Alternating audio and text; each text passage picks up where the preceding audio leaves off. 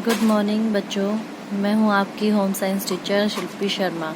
आज हम करेंगे नैदानिक पोषण और आहारिक। ठीक है, इसमें मैं आपको शुरू से समझाऊंगी जिससे कि आप अपने लेसन को अच्छे से तैयार कर लोगे और समझ में भी आएगा। तो इसका पहले हम पढ़ेंगे पोषण के बारे में। पोषण भोजन, पोषकों और दूसरे पदार्थ के साथ शरीर द्वारा उसके पाचन, अवशोषण और उपयोग का विज्ञान है। पोषण का सरोकार भोजन और खाने के सामाजिक, मनोवैज्ञानिक और आर्थिक पहलू से भी है। ठीक है। उचित पोषण का महत्व कि उचित पोषण का महत्व क्या है। जब हम अच्छा पोषण लेते हैं तो वह हमारे शरीर में बहुत अच्छा महत्व रखता है। सबसे पहले तो कि संक्रामक रोगों से रोग क्षमता और सुरक्षा देना। मतलब कि संक्रामण क्या होता है, जब हमें जो एक तरीके का इन्फेक्शन एक होता है। ठीक है, तो उससे हमारे शरीर को उससे बचाता है। ठीक है। फिर असाध्य बीमारियों से निपटने में सहायक, मतलब कि जो ठीक ना होने वाली बीमारी, जो लंबे समय की बीमारियां होती है, उनसे लड़ने में हमें हेल्प करता है। ठीक है। विभिन्न प्रकार की बीमारियों से ठीक होने में मदद करता है। जो छोटी मोटी बीमारी जैसे सर्दी जुकाम है, बुखार है, उनसे लड़ने में हमारी हेल्प करता है। ठीक है। फिर आता है अल्प पोषण का नुकसान। जब हम अपर्याप्त पोषण का नुकसान, तो अपर्याप्त पोषण जब हम लेते हैं तो उसका हमारे शरीर में अलग अलग तरीके से नुकसान पहुंचता है। पहला, रोग क्षमता में कमी। हमारी जो रोग क्षमता होती है, रोगों से लड़ने की जो हमारी रोग क्षमता होती है, उसको कम कर देता है। ठीक है। घाव भरने में देरी, मतलब कि जो हमारे शरीर में चोट वगैरह लग जाती है, उसे भरने में समय लगता है। अतिरिक्त जटिलताओं के शिकार, मतलब हमें क्या है, जब हम अपर्याप्त पोषण लेते हैं तो हमें अलग अलग कठिनाइयाँ होने लगती हैं, उनका फेस करना पड़ता है शरीर को। फिर आता है अंगों का सुचारू रूप से कार्य करने में कठिनाई। जो हमारे जो अंग हैं वो क्योंकि हर अंग को काम करने के लिए पोषण की जरूरत पड़ती है, और जब पोषण में कमी आ जाती है तो तो अंगों को सुचारू रूप, जो उनका फर्क है, जैसे हार्ट का काम क्या होता है, हमारे ब्लड को प्योरीफाई करता। ठीक है। और धड़कन देना, तो वह अपना काम ठीक से नहीं कर पाता है। ठीक है।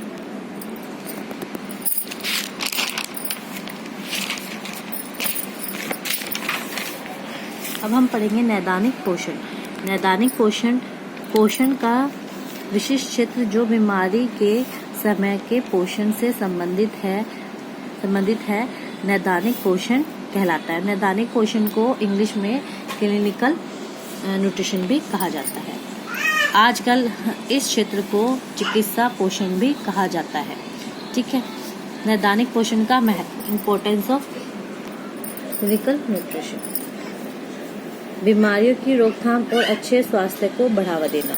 एक तो यह है कि जो बीमारियां आजकल जो बढ़ती जा रही हैं, उनको कम करने में हमारी मदद करता है और हमारे स्वास्थ्य को अच्छा बनाए रखने में हमारी मदद करता है।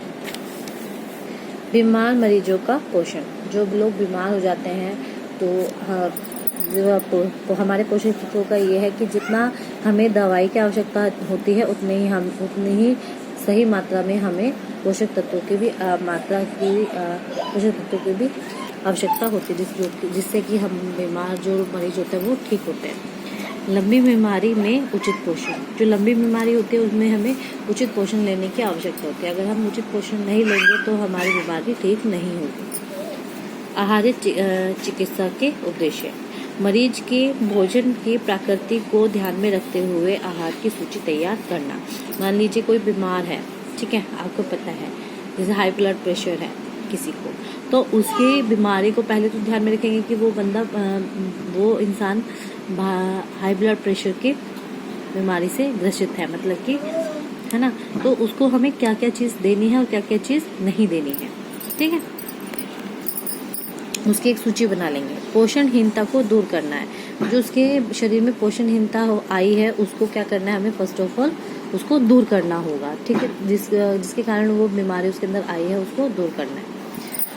फिर आता है बीमारी के हालात को सुधारने और नियंत्रण करने के लिए वर्तमान में परिवर्तन। जो उसकी बीमारी जिस वजह से आई है उसको सुधारने के लिए, नियंत्रण में रखने के लिए वर्तमान जो वो खाना खा रहा है, जो पोषक तत्व वो अब ले रहा है, उसी में हमें उसका परिवर्तन करना होगा, ठीक है।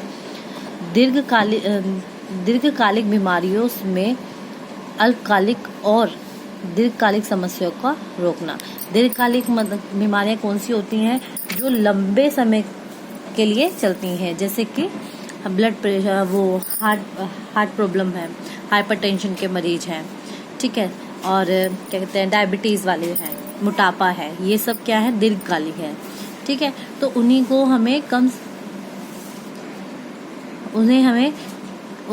मतलब कि उनमें हमें मतलब कि उनकी जो बीमारी है उसी को चलते ही हमें उसके पोषक तत्वों में सुधार करना है। फिर आता है निर्धारित आहार का अनुसरण करने की शिक्षा और सलाह देना है। जो निर्धारित आहार हमने उनको दिया है तो उनके आहार का अनुसरण, जो खाना वो खा रहे हैं उनको मतलब सलाह देने की आपको ये खाना खाना ही है, जिसकी वजह से आप उसको ठीक भी हो सकते हो और सही पोषक तत्वों की उनको शिक्षा भी देनी, ठीक है।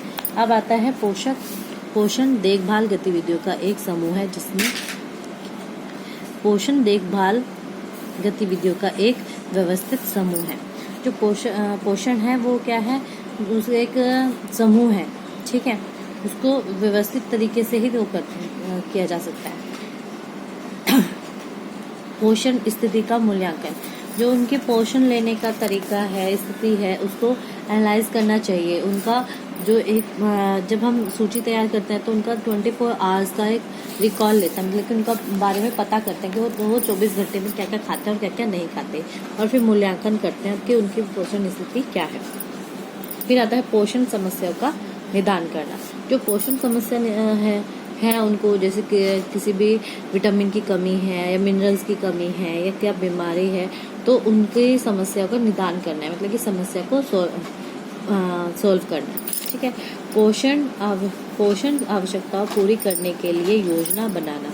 जो शरीर की पोषकता की कमी है या आवश्यकता है उसको पूरा भी कराना है, और उसके पूरी कराने के लिए एक योजना बनानी होगी कि उनको हमें कैसे उन पोषक तत्वों के द्वारा हमें वो पोषक तत्वों की कमी को पूरा करना है।